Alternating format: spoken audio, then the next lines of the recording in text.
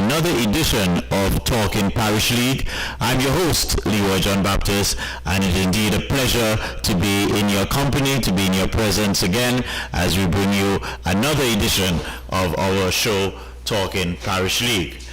Today is going to be a little seminal moment as we look back in the life and time of one of the legends who would have graced the cricket field, who would have graced the Parish League circuit, and who would have had an impact on the development of cricket in Antigua and Barbuda.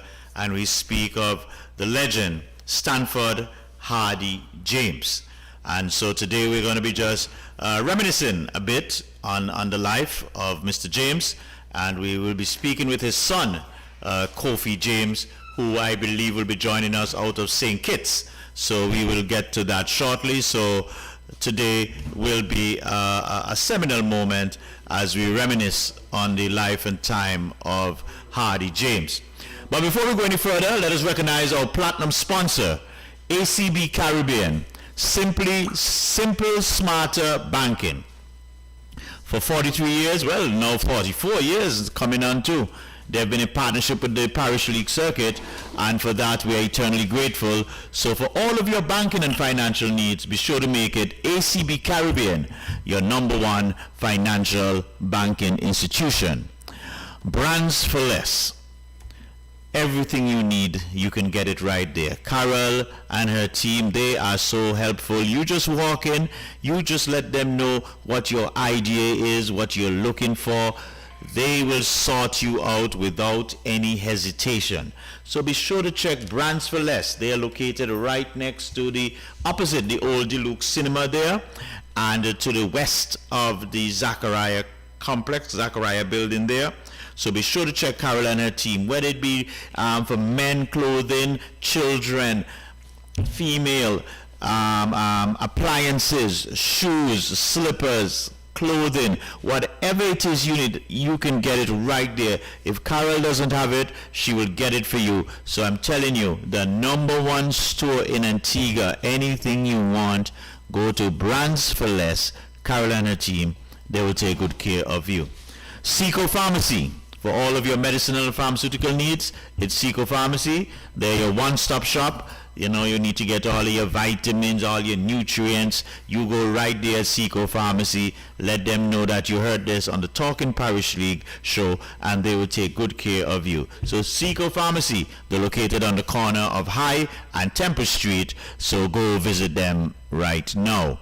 Digicel, the bigger, better network. For all of your internet and data needs, be sure to check them out at Digicel. They will take good care of you. They have the best connection on the island, so be sure to check Digicel, the bigger, better network.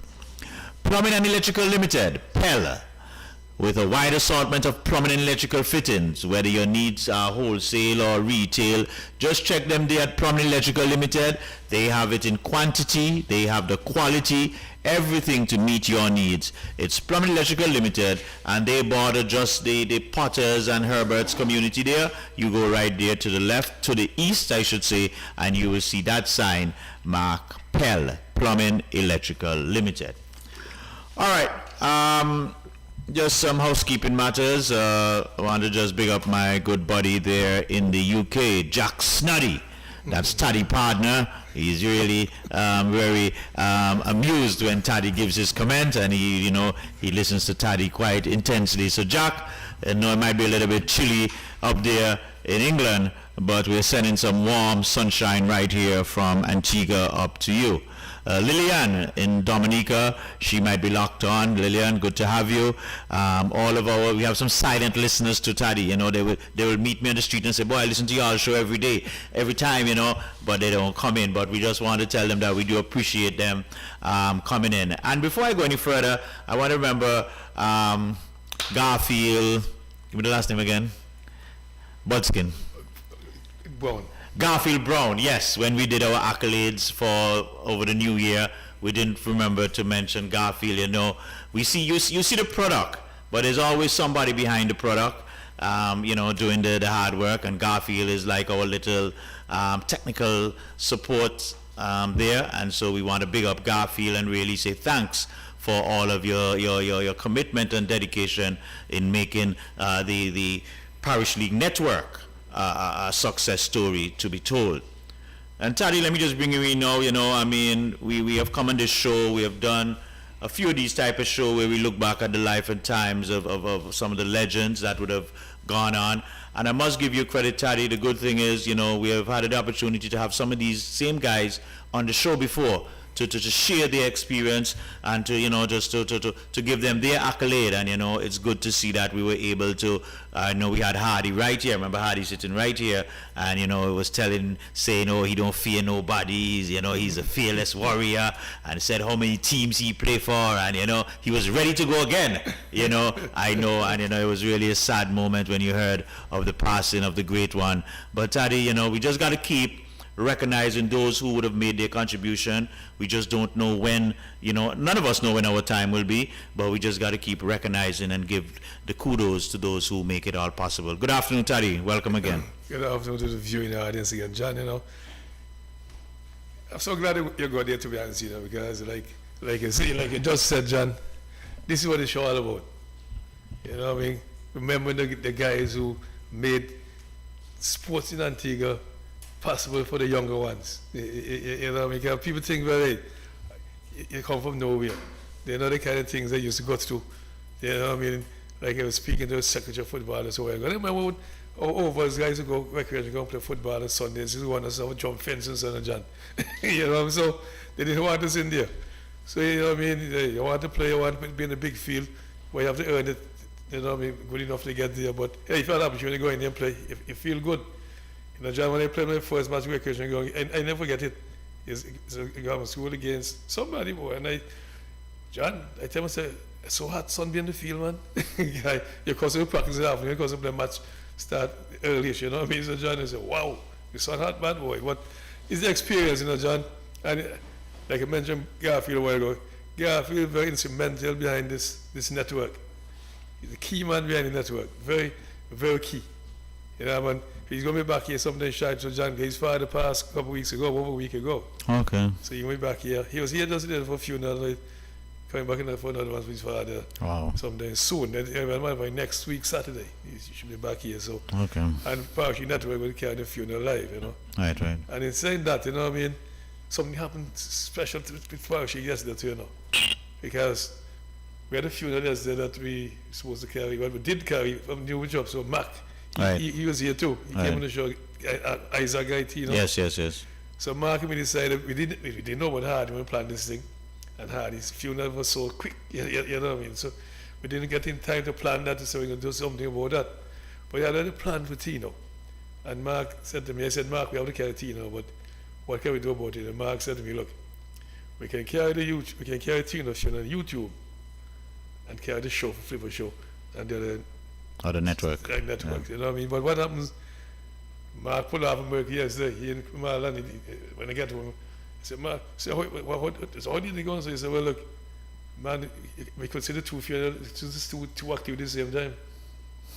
Yes, you can watch a two program on YouTube and so on at the same time. Okay. I said, Mark, whatever you did, you done so yourself, that were good. Enough to tease him, right? But that was brilliant. There was no dunce, but I would tease my partner, you know how that go.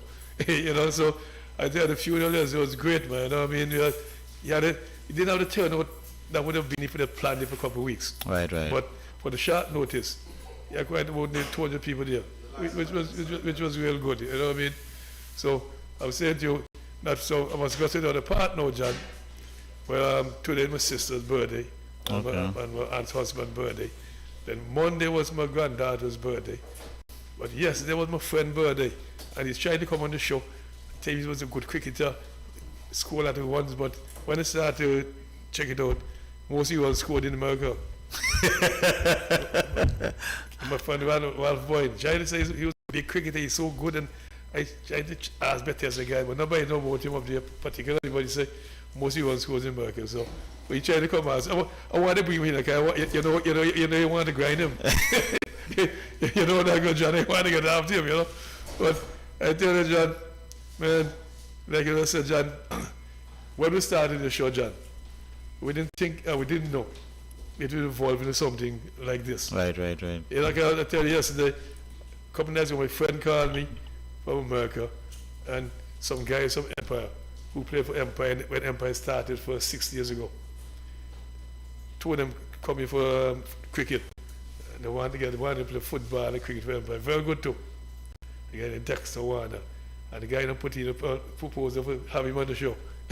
So I'm saying here, John. We welcome them. I know Dexter very well. Like, Dexter could bowl up so left on the right hand side of John, like Winston. No. I was a big striker of Empire. I won the goalkeeper in the shop. He was a super goalkeeper too. And very good medium pace bowler too. I said, watch them guys play. You know what I mean? So John, I say, I want to get him on the show. Because that was 60 years ago and so. I said to know the name for hotel, Mark about a guy named, I remember Pampalolo, a guy, Tittle. Okay. Your Tickler uncle. He played for Antigua football too. Left winger and some with Joe Tickler and that's about 4 Ticklers or so on the team. It was like a Tickle team at one time, it seemed like that. It was a Tickle clan. Yeah, but those guys were good, John. Empire team was, when they beat Empire, celebrate, you know. John, the amount of time I see team got Empire 1-0 down 5 minutes ago, Empire beat them 2-1. When it's a take a win game. Empire never said that. It's a one team I tell everybody. It's a team that you never think you win until the game done. Empire not gonna give up. That's the kind of people, that's how they play. Right. I remember them. You want to lose band and get back in team, you know. Because it's overs, man, Empire, man, neighbors, they can't even grind nobody when they beat you, know. So, man, overs, man, been grinding, you know. Right. Well, sports people do hold, you know what I mean? You have to grind somebody, and that's the fun, you know what I say, John? Just like when you play Saba and lose. You make some ones and somebody bang you up, you know, or something, right? You know, so, sporting is always with the bantering. Exactly, you know what I mean, John? But, John, I tell you, man, we plan it out like Mark get the shirts. We plan to have 2 more shows very shortly. Like I said to Mark, we can start our shows every day of the week. By the end of next month, they plan to have that. And so we know 2 shows a day and so. This is not going to be no joking network, you know, John. John, you know, we don't joking network. John, like I said earlier, you know, hey, you don't know when time will come, but I want to try before my time comes, do something that people can remember. And Mark and you can continue and expanding it and make it better.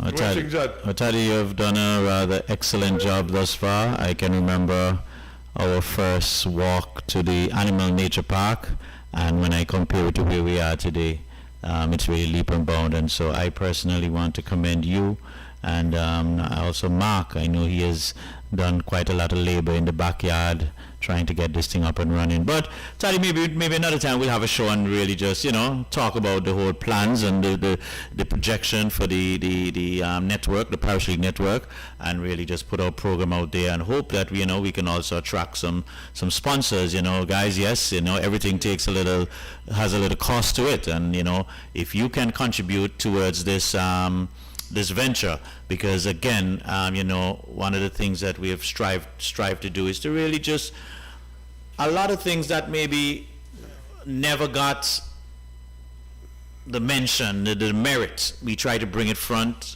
at this time, you know. We try to go way back, give you those experiences.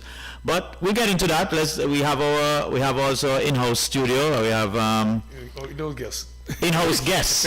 Here's an in-house studio. But John, before you go to John, I kind of like what you said, because despite that, no in-house guest for you. I can tell you why you said that, John. Because he's a special guest. I can tell you why, John. When we started Parish League, this man helped print T-shirts, shirts for Parish League, shirts and so on. All the teams wear the same kind of uniform. I heard you said that already. Yeah. Yes, and whenever we wanted me for help, years ago, when the commentator in the shop, Galen did help out. So he's not, you can say Parish League man. Well, let me welcome the Parish League man, Colin James. Good to have you again right here with us. Thank you, and let me commend the Parish League organizers, and particularly Taddy, for always being innovative. If there's one thing I can vouch for, is the innovativeness of the Parish League organizers, because when other association would go with the norm, the status quo, Parish League always implement new things. Sometimes they criticize, and it's only after the program would have come to fruition and the fruits would have been eaten that people realize what was going on. And when I first realized that, or knew that there was going to be this internet or Facebook program, I said,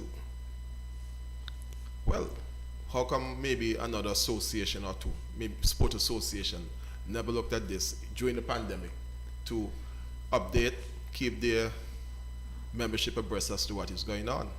And you're going to see very shortly a lot of associations are going to take this lead from Parish League. And it's so simple. You know, even without 3 cameras, you can have a program of this nature and you can feed it to all and sundry. And the reason why Taddy is getting requests from people living in the diaspora, especially the United States, about coming on the program is because the people in the diaspora feed into this. I never knew that there was so much connection between us and the diaspora through Facebook. Yes, and yes. we must compliment is Zuckerberg for implementing Facebook, because this has really brought us here in Antigua into the living rooms of people in England, United States, Canada, the Virgin Islands, all over the world. You know, the other day I was just doing something just for fun, if I can put not fun in the sense of because I'm talking about just putting condolences to families in terms of funeral photos. And I have an aunt-in-law. She lives in Canada. She didn't see one particular funeral that she felt I should have attended. And she sent a message lambasting me that I didn't go to the funeral and how come I could leave out my cousin and her brother-in-law funeral from the whole thing. Right. So I had to quickly go back to my Facebook page and post the post directly to her so she could see. So I'm saying that to say, you never know. Facebook is so personalized, it's so up to date, it brings you right to the venue. And when you have funerals streaming live or any event streaming live on Facebook, you know, with the 4-time difference in England, people can sit in their living room in the comfort of having their dinner or supper and see what's going on in Antigua live and direct, and it brings them back home. They appreciate it. So I'm kind of associated with the Empire movement that Taddy is talking about, because they have me as part of a WhatsApp group. And I know this guy Everton Davis is a long time now. He wanted to reach out to the Antiguan community through some means, and the fact that he's now targeting talking sports or talking Parish League or whatever program is going to be implemented shortly says a lot about Parish League and its innovative attitude. Fitzroy Brand, Taddy, you know, you can talk about people like Micah Samuel when he was there, community sports and games, Lucas Broman, just a number of people. And I believe Parish League would have been one of the first to broadcast local cricket matches on TV. I can remember the days when Mr. Brand would tell me, make sure I'm up by 8 o'clock on a Saturday morning, because a guy called Seco George is coming from Villa in a bus, in one of those civilian buses to pick me up, and I should be by the Bassa Big Stop, the corner of Jonas Road and Bassa, to meet Seco, because we're going to Freetown and all of Antigua to do cricket matches with Austin Richards and so on. One camera at that time. So imagine now that we're doing this program, Parish League is doing this talking sports program with 3 cameras. What that would say for the whole advancement of sports, cricket in general, cricket specifically in Antigua and Barbuda. So the listeners, the viewers now are going to look forward to see a Parish League cricket match being broadcast, which has been done before, but now they're going to look now for more cameras. And that's where I support your call for the business community to come on board and even sponsor some aspect of these matches in terms of the live broadcast. Because we can be hosting the 19 Cricket World Cup with 2 different camera crews in Antigua starting on Saturday. Yeah. One at the Coolidge Cricket Ground, one at Surveillance Stadium. And after that, we can see our own players on TV. We're only going to show when the batsman hit the ball, we can't see the fielder. We have to, you know, make sure that we're on the cutting edge of what's going on. Wait, that is what happens. You can't see the batsman facing sometimes. Sometimes. So we really have to get there, because there's no way that, you know, Cricket West Indies is headquartered in Antigua. We're hosting the quarterfinals, semi-finals, and finals of cricket of the ICC Under 19 Cricket World Cup. So when it comes for me to see your son or Taddy's grandson playing cricket, I can't see the full view of what he's doing. Well, what I would say to you, though, Mr. Jones, you know, we We have even branches on not only Facebook. We have our own YouTube channel. Exactly. We're on Instagram. So right now CTV it's channel, actually CTV channel. we're on CTV. Are we on CTV channel? Yeah. So we're coming live. And we're going to go Twitter soon. Oh my goodness! We have to. So it's now the Antigua Parish League Network. Excellent. And that's the appropriate word, All right. network. So, Yes. you know, And sorry not to cut you. The other day we carried the Pickett's 7-a-side football. We provided live coverage there. So we had our camera crew. Night games. Well, So that one missed me. I don't know if I was off island. well, you could have been off island, but it was well received. The commentary needed a little boost up. We carry Hell's Gate too, Steve. And we carried Hell's Gate. I remember seeing the Hell's Gate. Okay, well, yeah, we were right there after. So it's a whole expansion, and as I said, maybe another show we will really just, Taddy, we can just talk a little bit about, maybe Mark can sit with us and we just talk a little bit of the total vision of where we want to carry the Antigua Parish League Network. But as I said at Colin, about they can't see the face of the player. That's what we get on the camera. Exactly. And matter of fact, we send for something, the wireless one. Right. Wireless connection, so we can go and even the middle to talk to people in the crowd and that matter. Yeah. That's what we're working on right now. So like I told Mark a couple years ago, this was supposed to be like ESPN and so on. We want to get there. We need to train some youngsters. We need some youngsters to train the technical side of things now too. The technical man is ours, man. Yes, I remarked about him the last time I was here. Okay. Sometime in November last year. I was saying to myself that, I don't know him much to be an athlete in terms of play. But the fact that he would have had a love for sports in general, that he can now come and operate this whole operation, tells you that you don't have to play the sport, but you can be a part of it by being involved in some technical area. Well, as we always said, Colin, there's so many facets to sports that, people can be a part of. And that is one of the challenges that I think we have. Somebody feel, okay, because they can't play, they have no use for the sport. And, it's quite clear that there's so much they can do areas you could commit yourself to. And it comes from our clubs, because let's face it, every club, whether it be a marble club, a football club, a cricket club, should have these ancillary people. Yeah, you need the back office support. Why should, in this day and age, that ABS, ZDK, Observer, even Point FM, why should they be waiting for somebody to send them the scores of a particular game, as opposed to the club having its own PRO who can write a 200-word report and even voice it? So you get a variety of reports coming in on matches, as opposed to you just hearing somebody reading the blanket scores. That, Sweets made 120 and Sure. All Saints replied with maybe 110 or 130. You should get a little color as to what happened. I'm sorry. That you're looking at a situation now where you're seeing the next Kirtley Ambrose coming out of Sweets, or the next Hardy James coming out of All Saints, in terms of the players who are coming through. So we really have to improve on our whole media outlook in terms of our clubs. Okay. It's not just the sports reporters, but the clubs themselves must have the in-house reporters or statisticians that can feed that information into the media. Colin, you're so correct, because about 2 weeks ago we had Vernon. Springer? No. Veron Edwards, Yes. and most of his conversation spoke about club structure.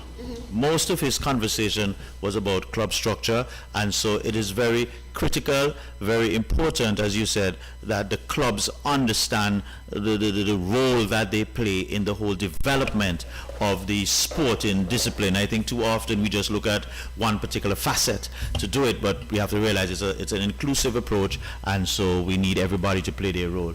All right, ladies and gentlemen, I think we have now everybody in house. We have all of our guests in house, all of our special attendees. And Kofi, do I still have you on Zoom? Okay, please try and get him online first, please. Yeah, well, today we are going to be just reminiscing, looking back on the time of the great Stanford Hardy James. Everybody may know him as Hardy James. is passed just maybe a couple of weeks ago, a week ago, and so we just want to pay a little homage. 1 week? Last Friday. Okay, last Friday. Okay, pardon me. Just about a week, and so we just want to pay a little homage to him, and we first of all just want to extend our sympathies to the family. We're just trying to get his son, Kofi James. He's in St. Kitts presently with the Leeward Island Hurricanes, if I hope I have it right, and so we're just trying to get him back online, and so he can share his thought. But in studio today we have Colin James, and we also have the great man Van Roy Perrins. Van Roy, good to see you again. Welcome back to Talking Parish League. Good to you. Good to you and Taddy for bringing me back again on this program, so I can do what I have to do. All right, Colin Hardy James. Well, now that I'm moving away from the question, but Van, I haven't played with him, would be maybe in a better position. Do you want to open innings? Well, I will take it up because I still believe Colin, if you're the new ball, I had the potential better than Van Roy to be an opener. But let me speak from the point of view of a child growing up in All Saints, maybe 10, 11, 12. Always wanting to go to the Macban playing field to see the All Saints Cricket Club play either in the Parish League or the first class. And there was always one or two individuals who stood out. And one of them would have been Stanford Hardy James. Everybody knew him as Hardy, but for some reason, we knew him in All Saints as Betty. Betty. Yes, because of his ability to bowl a variety in terms of spin, pace, and even medium pace, even swing the ball. And the fact that, the Indian maestro, Bishan Singh Bedi, had that variety too, or had that ability that he can be an orthodox spinner, or he can maybe mix it up with some medium pace, and so on. So the name that we knew him mostly as was Bedi. Some would even say in latter days, even when he was playing football, we even called him Pakalu, because he was a hard tackler. And he was like the hard man in the midfield. And once you had him on your team, you know that you're going to get 100%, either with the ball or bat or on the football field. So he had this tendency that every Saturday evening he would try his best to be the talk of the village or the talk of the town. And when he would have competed on a Saturday afternoon, as young boys, and he would just parade us around the village with him. Because he would go from every house to house to let everybody know what he did. And being that sort of impressionable personality, we would basically walk along with him. And then we look forward to finishing Sunday school early as possible on a Sunday, so we can get back to Macban as early as possible on a Sunday afternoon just to see the outcome of the game. But from what I knew of him as a cricketer, as I said, he could just do anything with the ball. Someone told me, who would have associated him, that he would even take the new ball when the fast bowlers felt that nothing was in the pitch for them, and if the opponent team had two attacking batsmen, he would take the new ball and seam it up. He will come back and bowl orthodox spin, or if possible, he will do some medium pace. With the bat, if the openers were straight up the pace, he will go at the top of the order and bat early. But he's not going to out, He's going to bat until the last wicket fall. If he just have to steady it, he will steady it. He did expound on that when he came on the show. He said, he's not out. No, he's not going out at all, and he will bat right through the innings. But as I said in my tribute, he had a good array of stroke play. He could be as graceful as Lawrence, so he could be as powerful as Verve Richards, and he will even tell bowlers and batsmen what he's going to do to them, either with ball or bat. He was very confident, he had that self-confidence in him all the way through. So, John, I must interrupt quickly. I heard it said somewhere a while ago that Colin is open, but Colin he'll get it. No, I was just saying I felt. I was open bad first. No, I was just saying I believe. He said he believe. So bad was open bad first. Yes. I don't know how you can be head with Colin. We're going to get back to that. We have Kofi James' son on Zoom at the moment. Kofi, before you get in, we just, on behalf of the Antigua Parish League Network, we just want to extend our condolences on the passing of your dad, and just hope that the Lord will give you strength to carry on and to really probably walk in your father's shoes to some extent. Where are you at the moment, Kofi? Are you in St. Kitts? Kofi? All right, we seem to be having a little... Yeah, he said he responded a while ago. So we have a little technical difficulty. Okay, we'll get back to Kofi. Van Roy? Mm-hmm. Well, I'm hearing about this opening batsman and all kind of thing. Go ahead, Van Roy. Your opening is... I must say that, before I talk about where I used to bat, I used to talk about Hardy James. I met Hardy in all since cricket. I started for cricket from 11 years old, and I met Hardy in there, right? And Hardy used to be... Okay, Van Roy, just hold your thought. Kofi's back. Kofi, you're back with us now? Yeah. All right, yeah. So, our condolences on behalf of the Antigua Parish League Network. I was just asking where you are at the moment. Where you coming from? I'm in St. Kitts. All right. Kofi Hardy James, Stanford Hardy James, your father. Just before you tell us about the cricketing aspect, just tell us who this gentleman was to you as a young boy into a young man now at this moment. Yeah, good afternoon to all the listeners around. Well, my father was like a role model. He was an advisor, he was a mentor, he was a lot of things to me. I can remember growing up, like he used to say the same things every single day. Until we get so tired of hearing it, you just have to do it. You just have to do it because he will tell you the same thing every single day, and he will not get tired. So he was somebody that I look up to a lot in terms of attitude towards the game of cricket and the way he went about, and this vast knowledge of the game, and so I look up to him a lot. Now, growing up as a youngster with your dad, just tell us a little bit of the experiences, what you guys used to do together as father and son, if you had that experience. What was it like growing up in the community with your dad? Most of my childhood with my father is basically about cricket. Like, I remember as young as I was, like around 10, 11, just starting to go secondary school, I didn't play hardball. I just loved the game, but I didn't play hardball cricket. And I remember when I first went to cricket with him, I think it was Sweets he was playing for at the time. Like, from the first game I went with him, from that, our relationship basically grew, like, more talkative, because I was young, I didn't talk much, and I didn't understand much about the game. And then after my first game, and we started to talk about the game and so forth, from that we grew a strong bond. So he would then come to cricket every week. I used to go to church. I never missed church. And after a while, I had to start to leave church like halfway. Because he would come, he would tell me, hey, the game starts 1 o'clock, or 12 o'clock, or whatever the case may be, and I would have to be watching my phone or my watch in church, because as soon as 11:30 hit, I'm out. So me and him will go to cricket.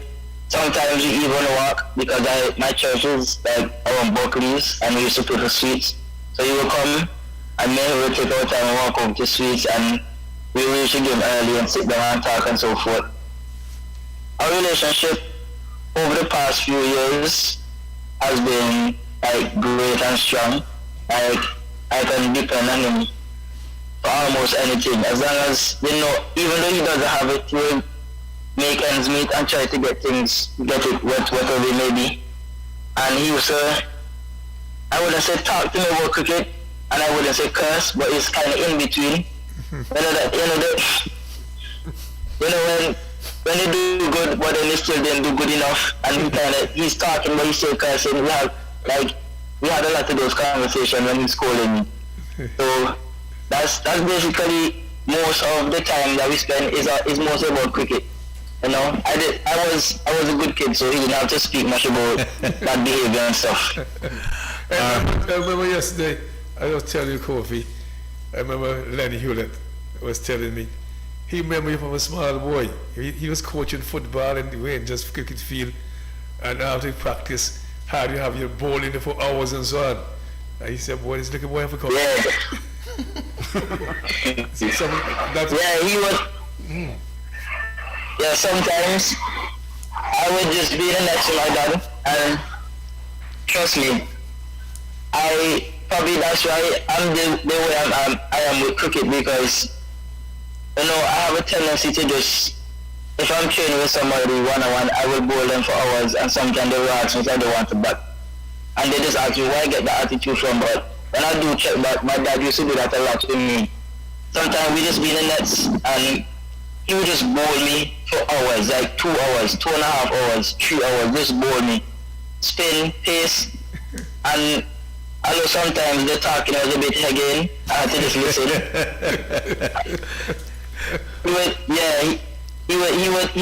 He would stop like after 10 minutes and start explaining and stuff. And you know, I was like, yo, Dad, you don't want to bat. I don't really call him Dad, but I call him Hardy, like I know that. So I was like, Hardy, you know, one bat, like you know, one bat, and he was like, no, me good man, you go bat, and I was just there batting for hours, and a lot of, growing up, I can say most of the things I knew, I learned about cricket, I learned from him, growing up at a young age. You know, he would spend hours just talking to me about the game. At first I thought he just liked to talk cricket, but then I realized a lot of those things I had to fall back on even now as I'm playing in the Leeward Islands. All right, Ronroy, let me give you a chance to come in there. No. Well, I hear what the young guy says, and of course, what he says about his father is really true, because I know for some argument's sake, Hardy used to be, he to me he's like, everything for him was cricket. Everything for him was cricket. I don't think Hardy can come to you and tell you anything unless it's cricket. Hardy is footballer too. No, but right now, okay. I'm not talking about cricket. When you talk about cricket, nothing that Hardy come to you talk about unless it's cricket. Nothing. And he was exceptionally good as far as I'm concerned. Exceptionally good in what he's doing. Right? As Colin just said, he used to bowl fast and bowl slow and bowl a different thing. Right? He was like that. It's just a matter of he just want to do everything that can please him and his team. But nothing notice about it, Remember Van Roy said he met Hardy when he was 11 years old. So Hardy, he had his son when he was 11 years old, 10. He had Van Roy 11 and 10 years. See, he getting them from young. Yes. Because when I started to play football since, I used to bat at number 11 because I'm like a boy.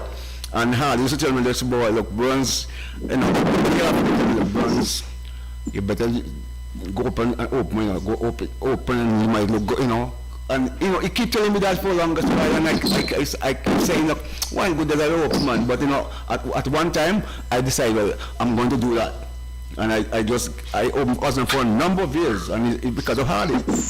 So I was shocked when Colin said you open, but in the Burns later, the Burns open, but since I played against Burns open. No, Colin was only speaking of a desire, a dream. Okay, that's right. I guess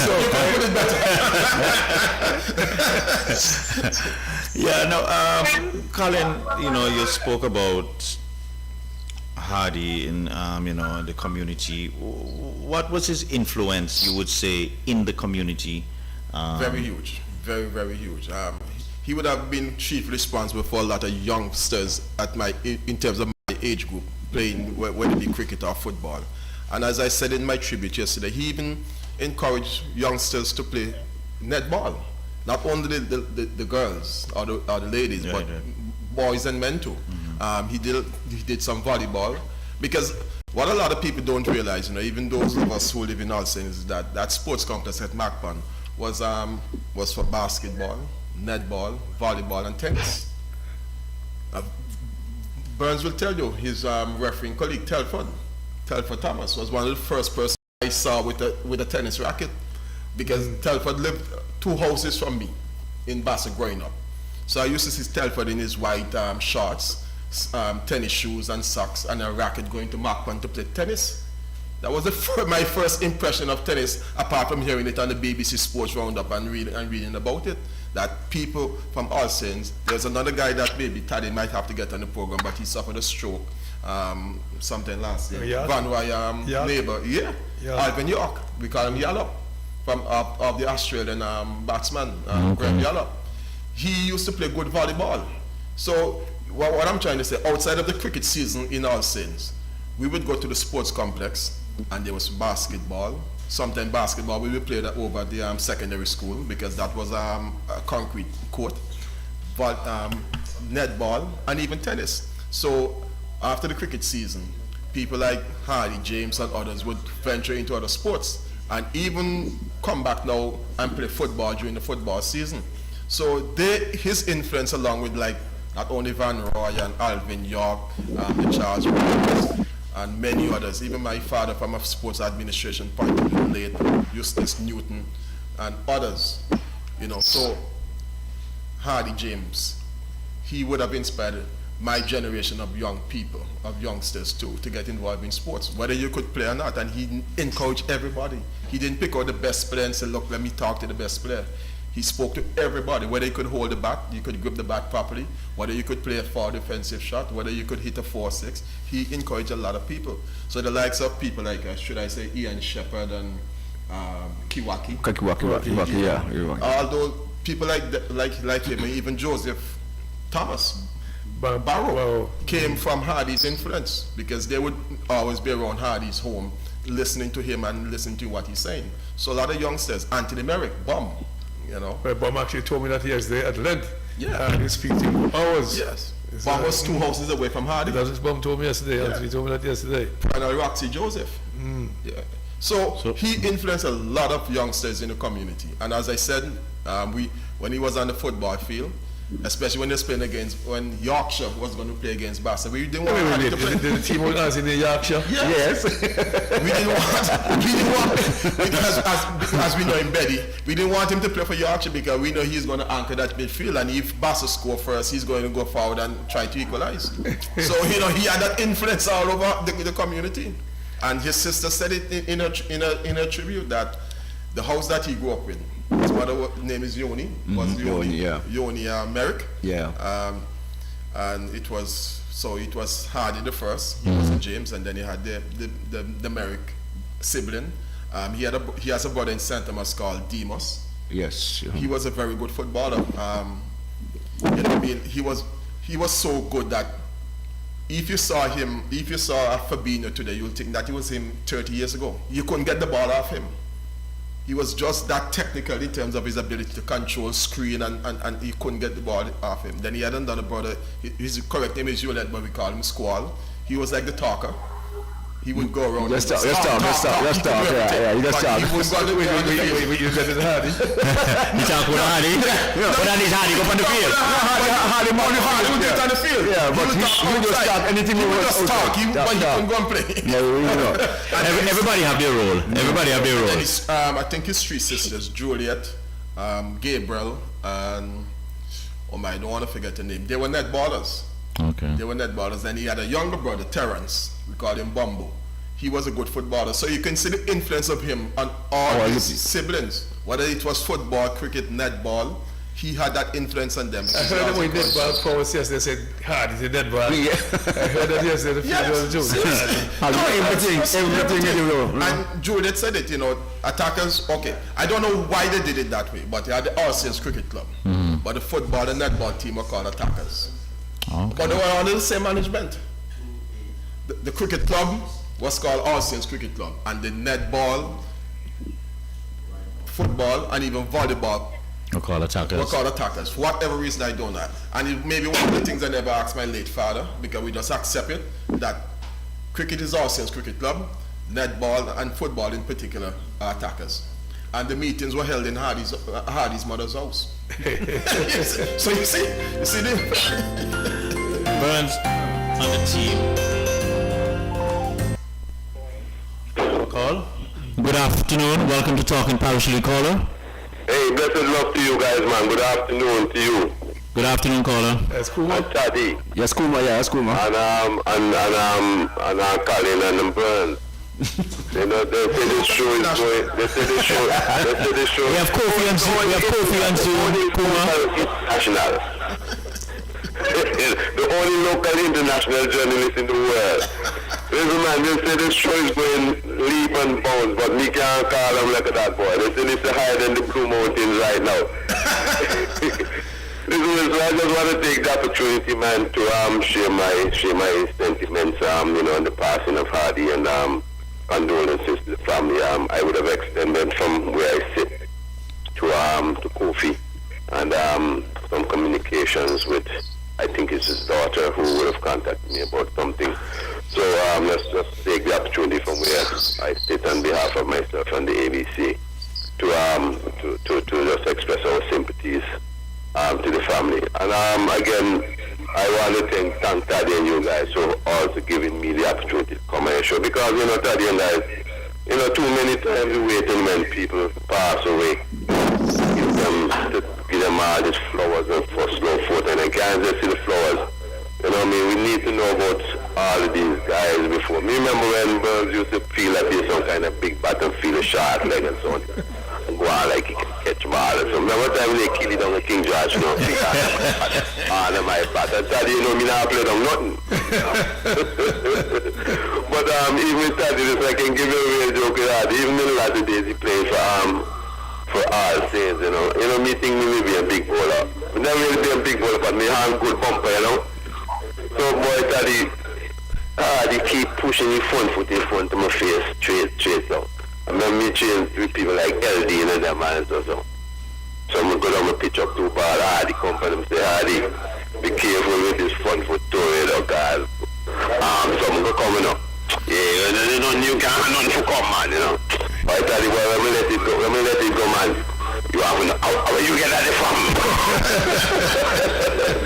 But you know, at the end of the day, man, when you have that competitive nature of people like Hardy and good buddy Tyrone Pace or Williams at their age, and I'm up to know, me bet every time to Tyrone Pace or Williams, somebody can tell, hey, you still can play more SPDs. You know, so thanks again, guys, good show. You know, it's always a pleasure, man. Have a good day. Thanks, Kuma. And yes, Kuma, we did. Hardy was on the show sometime late last year. I think it was middle to late last year. So yeah, we did have an opportunity to talk to Hardy, and even some of the stuff you guys are exposing now, he did speak about. One thing that stood out to me, Hardy was telling me he ready now for the next season. So when the season starts, he ready. So he always said be ready. And he told me about the number of teams he played for. He's able to play for almost all the team in Antigua. So yes, Colin.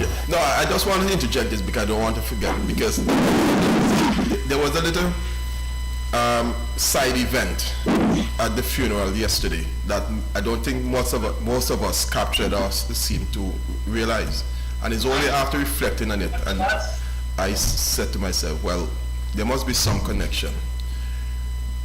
At the funeral yesterday was a group of relatives of Hardy from Pearl, from the my son James family, including Daryl Greenaway. Now, we would associate Daryl with Hardy, but they're relatives. And if you look at how Daryl plays, and again, as I said, you can't get the ball from him. It's a similar thing like Hardy. It was, you know, you could see some connection there. But now Daryl had more flair, more technique, but in terms of dominating the ball when it reached to their feet, it was almost the same thing. So I felt, you know, that the fact that he was just equally as good as he could be in both sports tells you maybe that also he had an influence. So it'd be interesting to hear Daryl speak about if there was an influence from Hardy, because he visited his relatives all over. I'm told initially he was from Bethesda. That his father was from Bethesda, and they came to All Saints, and then there was that connection with Param. And even one of his is his nephew, Solon would be his nephew, right? Solon Joseph. Yes, Because Solon's mother and Hardy's and Hardy, Solon's mother is supposed to call Hardy father uncle. And Solon too had that football ability. Just like Hardy. Once the ball reaches your feet, you'll fight them like hell to get it away from them. So I think he brought all of that to football. I saw somebody a few years ago too, which I didn't know you could connect to Hardy to a guy from Newfield. I want to say, yeah, that's his sister. So when the guy there, Hunt James, who toured to be Parish League, toured the Virgin Islands and so on. So I didn't know Hardy a connection in Newfield too. Yeah. Well, remember Hardy said it, he was a nomad. He was all over the place. There was also one guy toward the funeral, and Burns would know more about him than we call Emmett Henry. Yes. He also played cricket with Hardy, but he migrated to Canada. He played football too, But see, now Emmett and this is a little All Saints politics, so to speak, not party politics. Emmett is from Bottom Village. Yes. Hardy is from the eastern side. Macpon. So when you see someone like Emmett gravitate from Bottom Village to come to Hardy House to learn his cricket trade, that crossover. That was a major crossover. But Emmett was here yesterday? Yeah, he was there. I see my friend for a long time. He played Hardy all right time, and Emmett pretty well.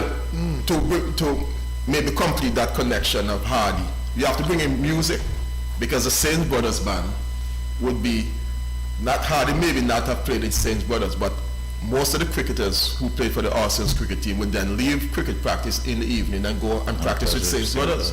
So the same people like York we're talking about, even Eustace Newton, Bridgewater, Jedi, all there was that connection. So the band, the cricket club, the football club was like all in one, and you had that that nexus between sports and music.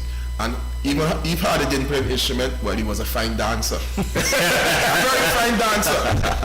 Anywhere, on the concrete, on the grass, just anywhere the music was playing, and Hardy's there, he will dance the night away. Seemed like he was a very talented. Very talented.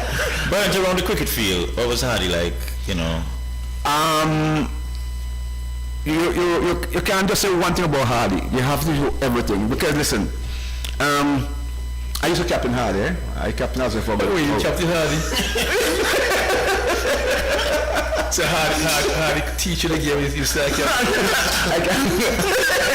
captain Hardy for a long time, right? But if it's one thing about Hardy, no matter what you tell him to do, he will do it, right? And when it comes to fixing the pitch or anything else on the cricket field, he will always willing to go. Yeah. Right? So he's a man that he doesn't care whatever happened. Once he knows cricket is going to play, no matter whatever it is, you make sure the cricket play. But I just feel that Hardy, well, maybe he doesn't get the kind of the kind of approach when you look at him, because if he can do for cricket and football and everything, that tells you that he's a genius in his own self. He's a genius in his own self, and I know and I like him for that, because he never tell you no, never ever tell you no. He always willing to do whatever you tell him. Yes. Let me just bring in a couple of mentioned captain a while ago. It was a part of this former captain Gene Gould. He wanted to be here today. By corresponding, he had no voice. So he's so disappointed. You know what I mean? Okay. I want to say good afternoon to Carol. Good to have you. Lydia Harris. Good to have you also, Lydia. Zorel Bartley saying Whiskey and Raleigh James from Pickett's were Hardy's nephew. And Zorel again is saying Zach Carlisle from Tennis is Hardy's uncle, his mom's brother. All right. So, well, Kofi, if you didn't know all of this, you're getting a lot in terms of your family tree. So you're not left alone. John, I want to mention Zachariah again. I want to mention Zachariah. Yeah. I played 2 tournaments, Antigua tournament, tennis tournament, open. Bang out the first 2 guys. And the next man I put him against. First time, Tom Edson Brown. Second time, Zachariah. Well, and the good thing with Tomo, 1-1 said, Tom won the first, and they killed me. Second said, managed to beat him. Third said, sound too hard for me, you know what I mean? Couldn't manage. Next time, when we Zachary, boy, better put him for sure. Bad boy. Kofi, let me just talk a little about you. I know we're speaking about your dad, but you're here with us, and we know you're in St. Kitts with it's the Leeward Islands Hurricanes, right? Have the name right? Yes. Yeah, yeah. What's happening there at the moment with you guys? What are you guys up to? Well, at the moment we are currently engaging in some practice matches, preparing for the 4-day competition next month, starting next month. So it's just training for now, preparation. The team should be picked anytime soon. So we are just working hard to try and make the final cut. The first game is supposed to be in Barbados. Okay, how are you feeling about your own development, where you are at this moment in terms of your game? I am doing pretty well, you know. There's always room for improvement, but so far I've been improving a lot, you know, mentally, I should say, because that was one of my main goals, you know, to improve my mental capacity, knowledge of the game, you know, to use more mental strength than physical ability. And I've been doing that a lot, and I've learned to be more patient, you know, learn to be more tactical in my approach, especially when it comes to the batting part, be more consistent with the bowling. So, you know, all around, like I say, I'm improving a lot, and I'm just taking it one day at a time, trying to improve each day. Colin, if you want to throw some questions at him too, because I know you Well, I'm heartened and pleased to see that the league wasn't starting early preparation, because that's something that we have always criticized the administrators of Leeward Islands Cricket about, that they would wait a week or two before the tournament would have started to do some practice sessions. And I guess with the professional setup now, that is a different thing altogether, that the players can meet in one country and compete. Because but I know, you know, Taddy would agree with me that they need to go beyond that. Maybe they need to go down to Dominica or even St. Lucia and play some practice games, or even go as far as Guyana and, you know, do a couple of practice matches. It's all good and well to play against the your own team. Taddy has always said spread that. out. Yeah. You have to spread out. And I don't think it's a case of money, because now That's the case. Money? That's money. Because Sikhalid is a case of money. You know, when I was selected, I had to drop out, guys. I couldn't myself picking the team, a 40 cup team for 50 over match. That didn't make, when I mentioned it, they say, without no money, you know, money. So it's money. So don't fool yourself. That is money. It's money story. You know what I mean? So, and I agree with you, like Byrne said. If you don't play against other people, man, you don't know where you're at. Mm-hmm. And I measure that all the time, John. That's true. If you play against yourself all the time, You don't know where you're at. I want to play against people think better than you. Mm-hmm. So when you know, but John, let's not forget, because I heard my partner, that drew me crab guy, Viv, which was anyway this week, and say, well, until the pitches improve, when they get improved, I've been saying that for 10 years now. Mm-hmm. But like Paddy Simon say, you know who say, you know what say, who say? You say who say, yeah. I've been saying that for nearly 10 years now. The biggest problem we're seeing in cricket, the pitches are not good. And I keep telling you, John, even check, the balls get the most good, there's some Mickey Mouse spin balls who can't bowl good. And when the pitch is prepared very good now, they can get them ball. Can't get bat. No. Yeah, that is true. That hampers the batsmanship too. In the old days when you play, John, when you go to Kensington, the recreation ground, the board, they'll say, you know, one's feast. Plenty century makes a batsman get bat. When the players don't pitch, you know, he's a man that can't turn ball with people. Say they're good. But I'm so happy now here. Andy mentioned it some time ago, we were talking about it in the show, you know. But Viv still said the other day, I hope they're paying attention. Because that's his biggest problem. Our batsmen, like Kofi said, they can't bat for long, they can't concentrate for long. You have to let century come habit after a while. But when they come to make ones, they can't make ones now. Come habit. But Kofi, now that you're here, because Taddy is always exposed on that, how challenging it is, most of the cricket that you guys play whether locally or even among yourself, is of the shorter format. And then you're expected to now go in a 4-day setup, 3-day setup to perform. How challenging is that for you as an individual? Well, as good of a player that someone might think they are, I think it would be way far much easier to have experience playing their format and then going into a tournament rather than not playing and then try to adapt while you're playing the tournament.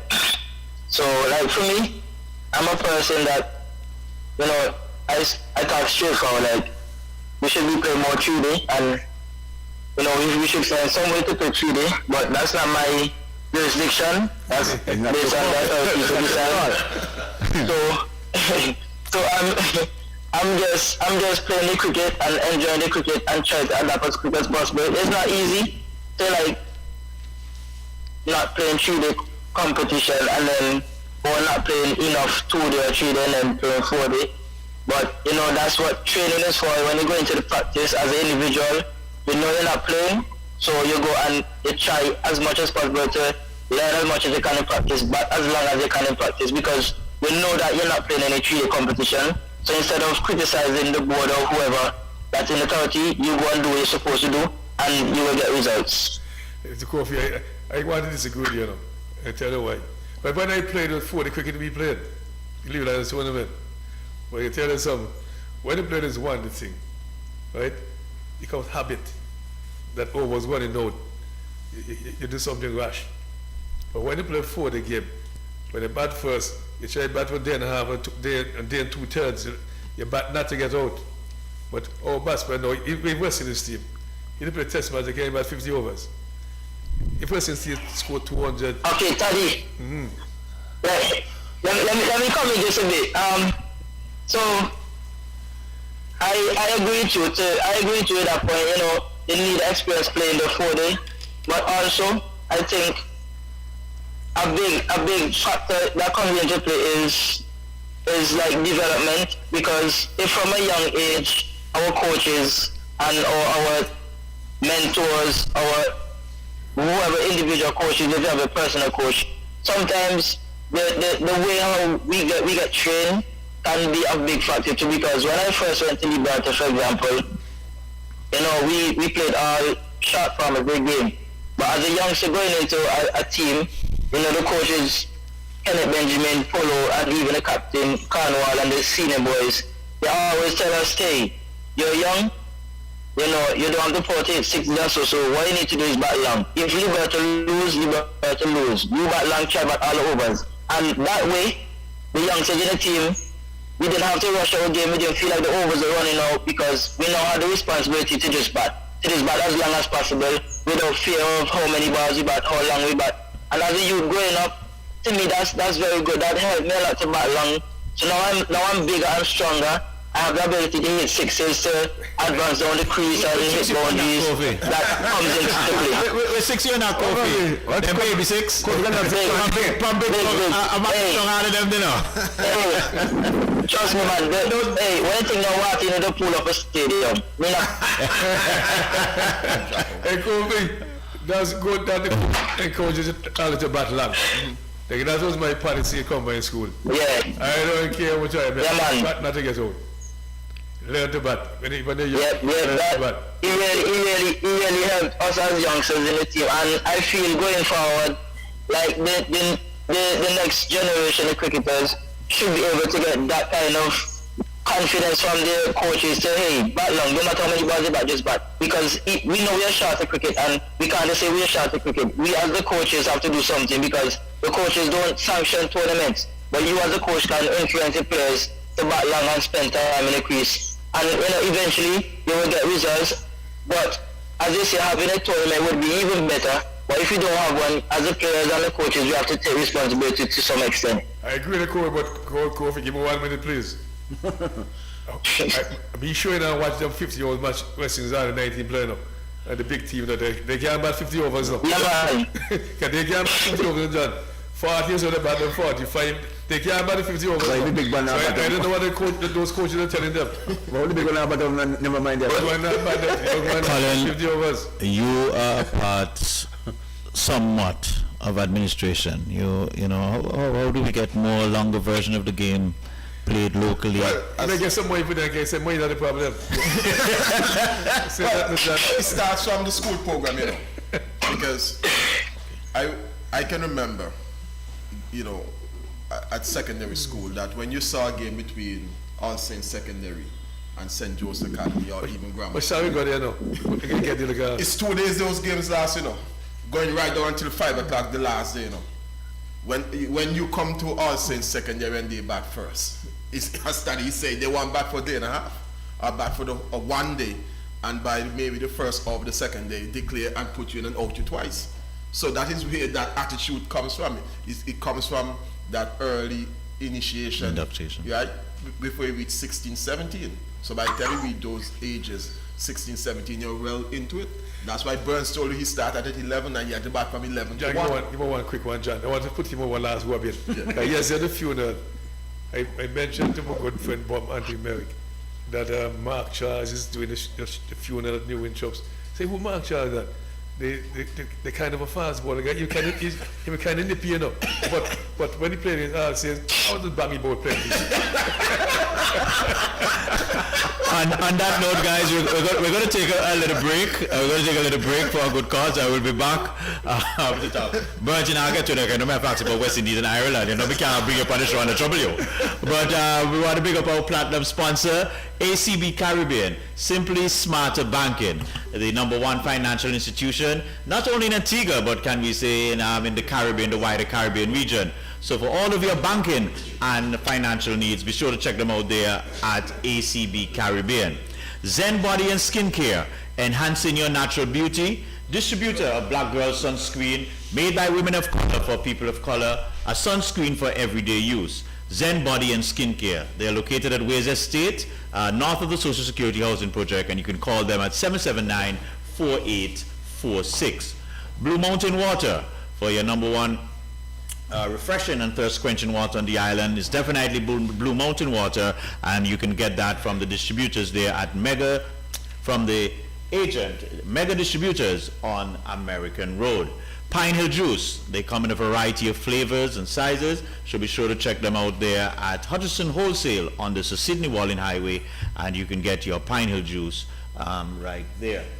Cool and Smooth, located at Lower Market Street, east of the Market Complex, for all of your sporting accessories, whether it be uniforms. A lot of the sporting bodies are trying to get themselves up and running. I think the Cricket Association is going to have their 40-40. I know Parish League is getting their guys together, having their scoring forums going and getting themselves prepared to get the season start. So you need to get your uniforms. Be sure to check Cool and Smooth right there in the market area, and they will take care of you. Amir, just let Amir know you heard this on Talking Parish League, and definitely Amir and his team would take excellent care of you there. All right, I think we've covered everybody there. Let's see what we have here. Ms. Harris is saying, just keep playing. I'm in support of that. I think she's talking to you, Kofi, and she's also saying batting consistency is the key. All right, Colin, you were saying something before we went? No, Burns wanted to make a point about West Indies cricket. Well, I want to trouble Burns about West Indies cricket, but hold a second. Before I get to that, Burns, let me just go back to Kofi 1 second. Now, Kofi, in terms of the Leeward Islands preparation, let me see if I can phrase my comment without making any offense. You have been around for quite a while. I would say you're still young, but you have been there, I think even one time you had the opportunity to captain the Liberta or Leeward Island? Yeah, captain the Leeward Islands team. Yeah. So although you're young, you're not seen as a rookie. I, for one, I'm speaking straight, I am wondering if you're having a challenge to some extent. I see you like to bat and you like to bowl. Maybe Taddy can also weigh into this. I don't know if the need is to focus on one discipline to really fast forward your game a bit. I don't know how you see it. I know as cricketers we like to feel we can do everything, but in terms of your development, I am just wondering, and maybe Taddy as a coach can weigh in, if a focus could be played on one discipline to ensure a greater maturity and advancement into the system, hopefully getting you to start to knock on the maroon colors. Well, as a cricketer, it's all about discipline, because as cricketers we have our roles, and whatever your role is in the team. You lose the audio. I'm an opening batsman, and I have that ability as long as I'm training and working hard. I'm one of the better spinners in the team that I play for, so I am mostly needed as a spinner. But as I say, if you sometimes have to just focus on one thing, even if it's for a period of time, like this year, I'm going to focus on a batting a bit more and, easier off the bowling. Whatever the case may be, it's all about discipline. Because over the years, like especially local cricket, I've scored a lot of runs and I've been bowling tirelessly throughout the period and still perform with the bat. As you go up higher, it just takes a different level of discipline. So I wouldn't say anything is holding me back or anything, but as a cricketer, you need discipline, and that's one of the main focus for me right now, is being more disciplined in my training. That's one of the things I'm working on. So as an opening batsman, I have a lot different goals I'm trying to achieve as an opening batsman that I need to focus on, that will make me a better opening batsman. That has nothing to do with bowling, nothing to do with fielding, nothing to do with captaincy, just batting. I have a lot of different sets of goals I'm working on to make me a better opening batsman. I also have different sets of goals to make me a better spinner, a better captain, and a better fielder. So it's an all-round effort in discipline. So as long as I work on what I need to work on to make sure my batting is up, I will keep increasing in my batting. And to me it has nothing to do with the bowling, because even now in the Rhode Island team I'm a batsman. In Liberty team I'm mostly a batsman. Those teams have a lot of spinners, so it's not like I'll be calling as often as before. I have a lot of time to focus on my batting. That's what I'm working on. I'm in the team as an opening batsman. That's my ultimate goal, to stay in the team as an opening batsman, because that's where I excel mostly, and that's where I want to be. So it's not holding me back, it's not delaying my progress to the maroon colors. It's just me have to work on being more disciplined, work on my work ethics on and off the field, because sometimes habits come into cricket, so we don't want that to happen. So it's just about discipline for me. It doesn't matter what you do as a cricketer and any sport, because you have footballers that play right wing back and have to play left wing back tomorrow, and probably midfield the next game because the coach was best of the team. All in all, the person have to work on the discipline, because it doesn't matter what you do as a sportsman. As long as you're disciplined in that area, you will excel all the time and get progress. Let's jump in a little bit. First of all, young Kofi, you just dismiss this foolishness about better captain work and better captains. You don't need that. What you need to focus on, scoring plenty ones. Nobody know what you know, captain can't make no team. You for make Legal Island's team and try to make West Indies teams. Until they make those teams, they don't want captaincy. That's right. Just don't want the nonsense. Tell yourself, you go to bat, you want to score a century and maybe double century. Mm-hmm. If you get there and you put plenty runs in the scorebook, they have to pay attention. They notice you. Nobody remember you're no captain. Because you maybe captain of the board, but you're captain of the Lions team. So your job with the Lions team is to make runs, plenty runs every time you go out and bat. That's your focus. The other big thing here is when you spin bowling, but there are other plenty spin bowlers on the team. I don't know who the other plenty spin bowlers are now, because when I watch the cricket team, there are plenty good spinners. So I'm saying to you, I would dismiss the idea of wanting to be a spinner. I wouldn't dismiss it. Yeah, I'm not dismissing it, man. As I'm saying, you might be better than those that have no. You might be. I work on it I have a program that I'm working on for my individual different skills, batting, bowling. So I'm working on my skills every day. You know, so it's not nothing really holding me back. I'm just working behind the scenes hard. I know on my skills, and when I get opportunity, as I say, just to go and perform every day. So whenever I get a chance to bowl, I go out and show them what I can do. If I don't bowl, I just don't bowl. You know, even the batting, sometimes I'm an opening batsman, you find me batting at 6, 8, 5, depends on what team and what the situation is. I just have to go out wherever position I bat and just bat and score runs because, you know, everything counts. See, there's where I have a problem now in the coffee. Okay, say when you open bat, but they're batting 8 and 6 or 5. So it's only going down to play period.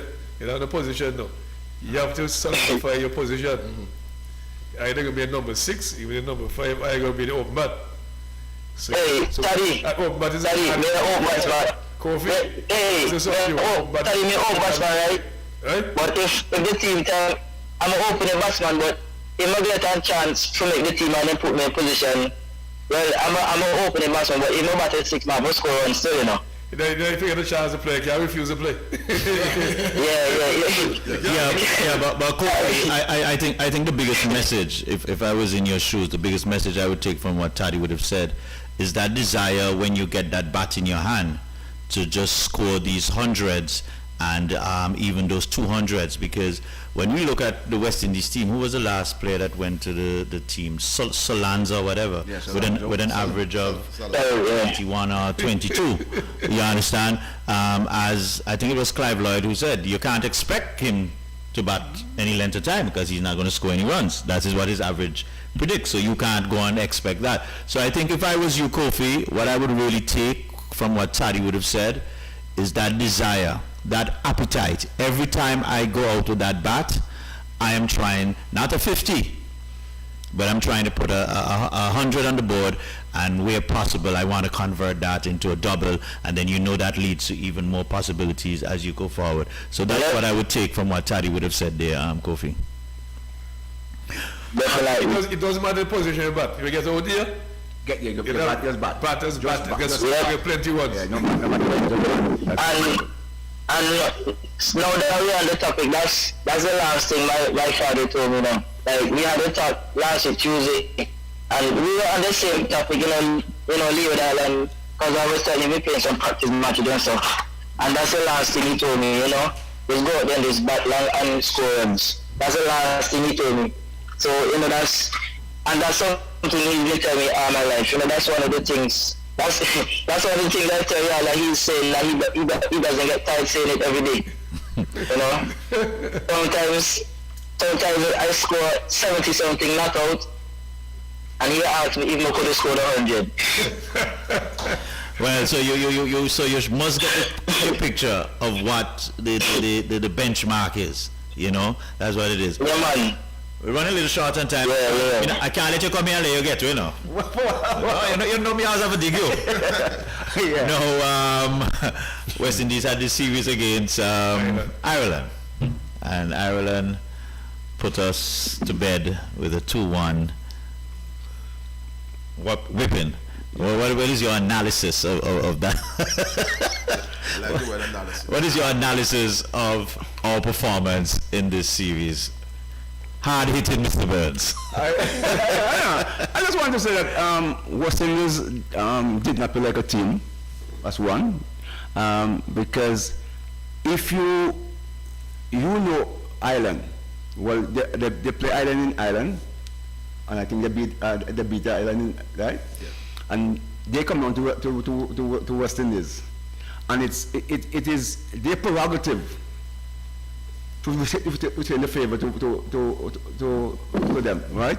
But when you look at the West Indies side, it is just a matter of nobody ever thinks what they're going to do outside in the pitch. Nobody ever think that way, because if you have done that, you would never out the kind of way that some people out.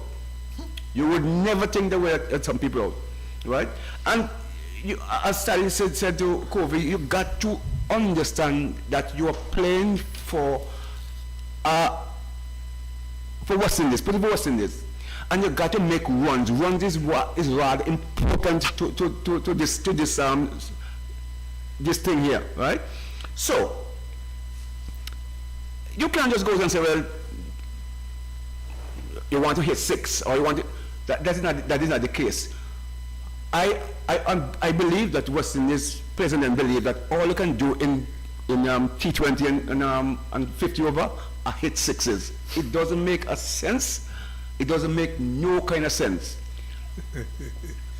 And You're right, Burns, you're right. it doesn't make any kind of sense because listen, if you look at Kohli and all those guys, they're 50 and they play 50 over. And those guys will make hundreds, but they don't have a hit on ton of 6, right? You go and play, and when the bad ball comes, you hit it away. But you can't just come and say, well, you're going to go hit 6, you know. And this is what happened to our batsmen. The notion is that you only can hit 6. Nothing is starting in their mind, but hitting 6. But John, you know, the Burns and the topic, you know, you have me laugh, you know. I can tell you why, John and Colin and Burns. I was watching West Indies youth guys. They were so short when I checked it, when I was tough, I saw Scotland out of the 96. West Indies over bat, went into bat.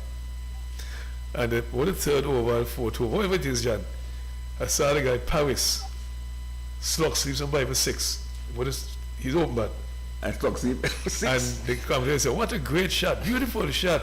And then they tell themselves, if you got no, then it costs you, so you don't get the stupid enough. Okay, John, you have 96 runs for 50 overs. You wanted a slug sweep, a second and third over. That makes any sense to you, John? If I had a coach in slugs, you can't play again. You don't do it, John. You hear the thing in the game, John. That is nonsense. 50 overs, you have no 96 runs, John. That never makes any sense to you. You got to wait it was going to play. The same people say good shot will cost you, so you don't say it, you know, if you got no, John. So I'm saying to you, like Burns said, take your time, 50 overs, back 90, you don't take no chances. And that brings me to an article that Taddy sent to me, written by Brian Davis. And he was making the same point, that the youngsters are not thinking the cricket. They must be under some kind of instructions from the coaches. They have to. They have to bat the way they bat. Rather than leaving them to go out and play their normal game.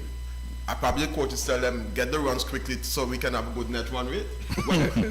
Which winning the game is more important at that stage. Of course. Because you're going to come up against the Sri Lanka team tomorrow. We have to bat 50 overs. If you're going to bat first, they must bat 50 overs and get at least 290, 300 on the board to beat the Sri Lanka team.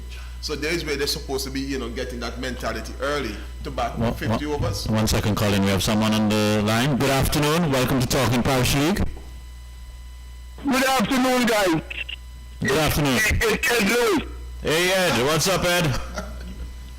I am in tip-top shape.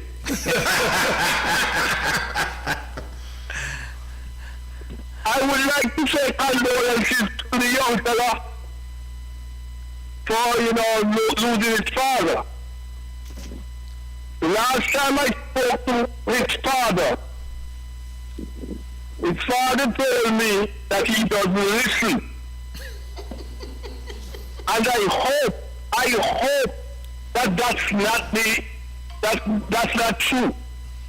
But I know Hardy very well, because we played cricket together. I want him to get the appetite that his father had. And if he gets that appetite, he will make us in this team. But fooling around on the cricket field, as I've studied said, studying captaincy and all this kind of stuff, you don't need to do that. I'm going to give you a little secret, my young brother. When you go into the net, if you use a bowling machine, take it from 17 yards and practice. Because when you go on the cricket field and the guy bowling from 22 yards, your footwork and your eyes will be sharp. So just take that from me as an onlooker. Get a bowling machine or anybody that's bowling you from 17 yards. And another thing, you have to get in the net and get bumper all afternoon in order to be good at playing short ball as an open back. You talking to a guy there that used to have us in the net an afternoon, but in all fast bowler with short pitch bowling. So in order to improve your game, if you want to go any further, start doing that now. And I will continue to listen. I just wanted to give him that little advice so he can maybe emulate his father a little bit. Because if he gets just a little bit, maybe quarter or half of what his father has, he will make the West Indies team. Because the West Indies team is an easy team to make. That's my comment for today. Ed, before you go, quickly, just give me your quick analysis of the West Indies-Ireland series. 30 seconds. Let me tell you, okay, you cannot have a guy that got number 7 and put him going back to West Indies and have Devon Thomas sitting on the bench. West Indies coaches and captain always play the wrong team to win. You can't put Graves to bat in front of Devon Thomas. Yeah, I was going to make that one. None of the Leeward Island Authority will say anything about it. But that is crazy. And you lose the series because of that. I can maybe say 80% of the time, he is going to bat much better than that guy Graves. Ed, And that's where we keep losing. Because we are putting the right horses to make up the horse race. Ed, We always try to put somebody that can make the team.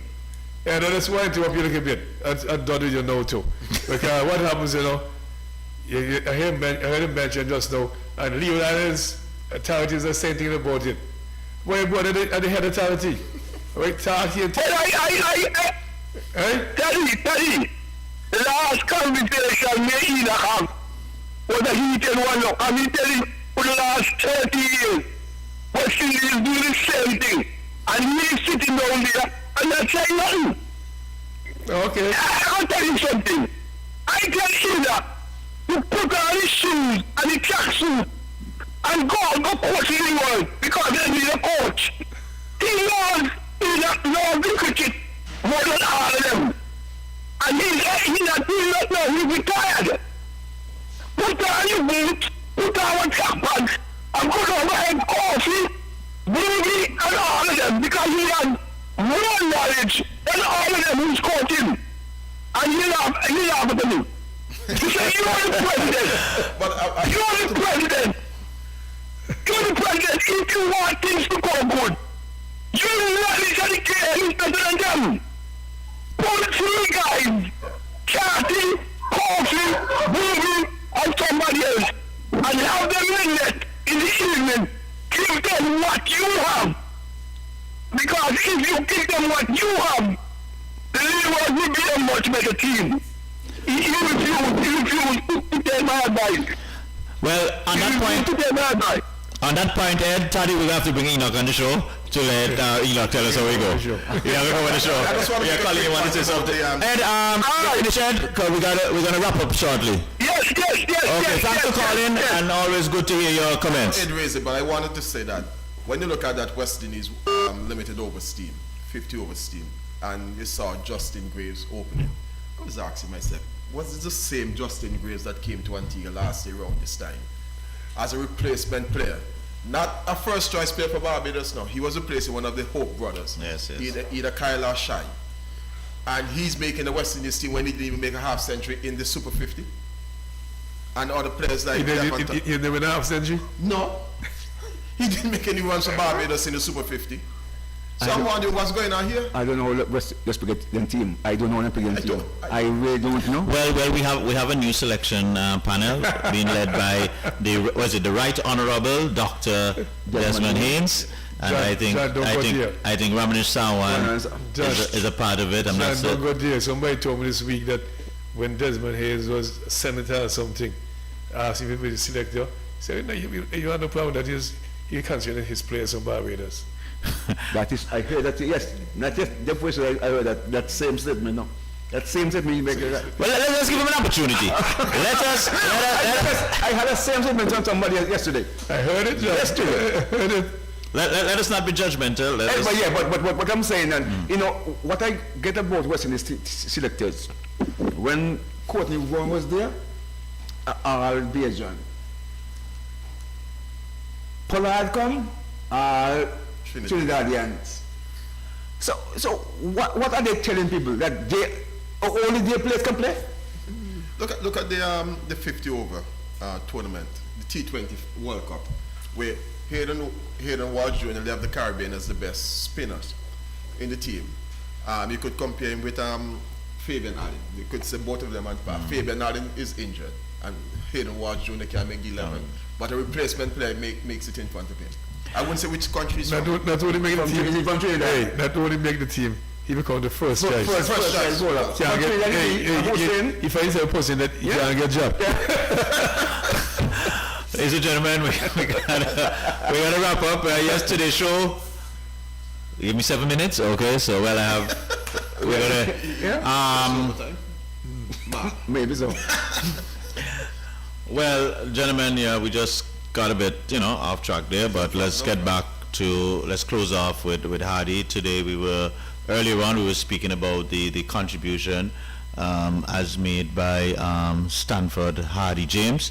We still have Kofi online. Yeah, Kofi. All right. So Kofi, as you continue your development and your aspiration to mature your game to the next level, what characteristic you would say that you would take from your father? What values would you take from your father which you think could propel you to that next level? Well, I wouldn't say would take. I would say I have already taken. I'm a hard cricketer. I do everything 100% all the time. And I would suggest I get that for him because that's why he has a nickname Hard. He's rough, he's tough. He plays anything he does 100%, and that's one of the things that I've taken from him over the past years. Even when he does refereeing, he's tough. He's rough. He wants to do his best. He's consistent. Even though he make the wrong decision, if he happens tomorrow, then he make the same decision again because he does it at 100%. No cheating, no favorites, everything just 100%. And I can't even remember one time that he has a very kind heart, and in anything you do in life, whether it's sports or business or whatever, you need some compassion, some heart. And I remember one time he got so angry with some of the players. He was refereeing a football game and he got so angry with the players for the way they're playing. He was like, you know what? We're not using any yellow cards today. So everybody was shocked, like, when me no yellow cards? So you foul, we call you foul, he didn't get a yellow card. He didn't get no red card, he just sent me out the field. Because he said, you come back. Wait. Oh, he said I'm without the red card. How that works? Hey, listen, man. Which people can't find that in Burns? Listen, Burns. I know Burns will enjoy this one. So Burns, they playing the game and he was like, he told them, more and I continue to football and play the next game. So all I use a card, I send out the field. Don't tell them to send out the field, but I play the next game. And everybody started laugh. And the very next person, that's your white tack, you just send them off. You come out of the field. Schooling now. So at the end of the day, I took it as, because at the end of the day, all the kids at the school, they still like him as a referee, It doesn't matter what happened, how many bad cards or how many cards he give out. Everybody liked him as a referee. Because even yesterday, one of my friends in America messaged me. And he was like, my condolences. And he was like, every time I think about you, I think about your father. Because my friend used to play football for grammar school too. So, he has a big influence on everybody. And he has a kind heart. Everybody saw him as nice and easygoing.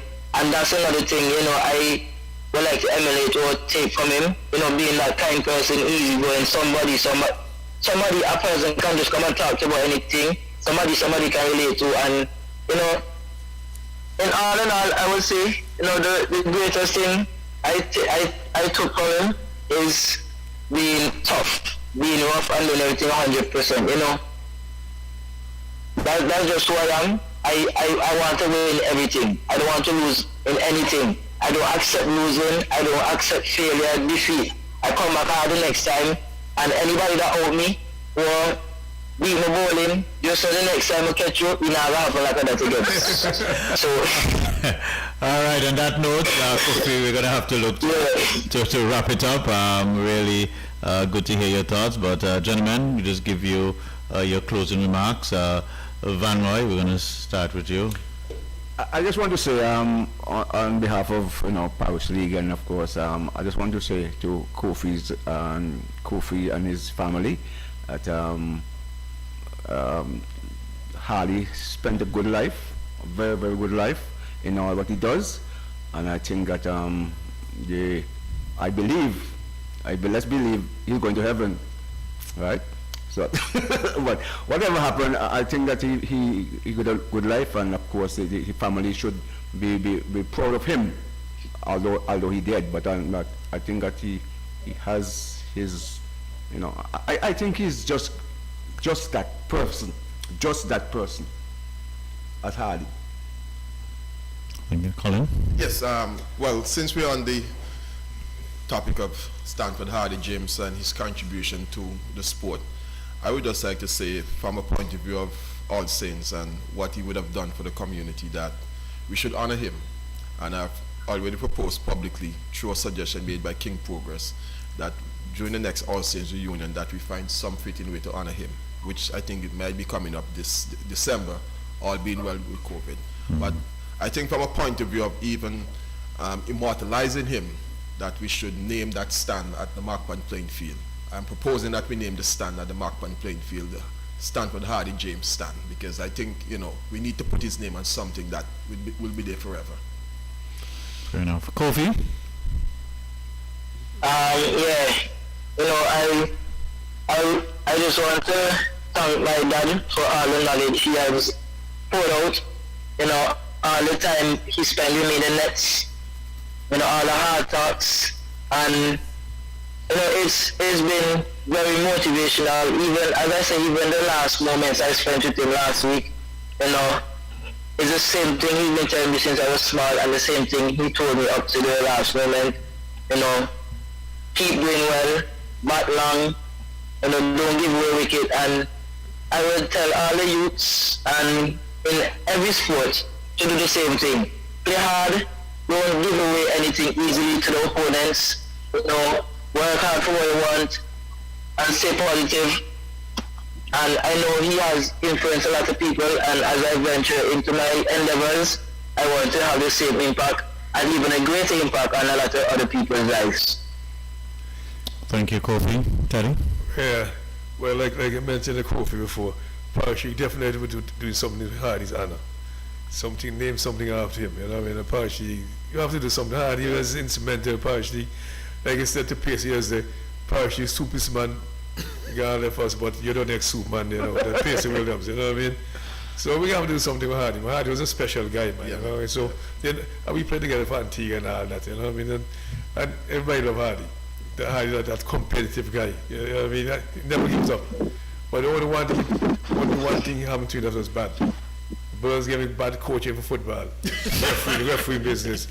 And he said it out, man, with the red card. But Burns didn't train him properly. I observed that, John. That's the only thing he did. He got the wrong training. You didn't get it from me. You didn't get it from me. The Burns was famous rough with training people, so I think Burns did a poor job with hard when it comes to referee. Mr. Burns, you'll be back to defend yourself. Don't worry. Well, ladies and gentlemen, on that note, it was really indeed a pleasure being here, just, sharing experiences, viewpoints on the life of Stanford Hardy James. I was really thrilled. When Hardy came here in the studio, I was wondering, boy, we're going to have enough material to run through for the hour and a half with Hardy alone. And boy, Hardy tapped in. Hardy just run and run and run.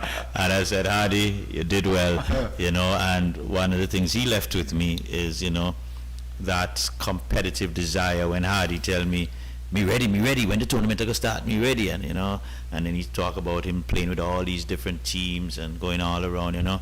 So indeed a legend, I think we could say of Hardy James. And Colin, I do hope that, you know, as you said, that stand or whatever you plan to do is actualized. And Taddy, you spoke about Parish League doing something. And so the Kofi, again, our condolences to you and the family.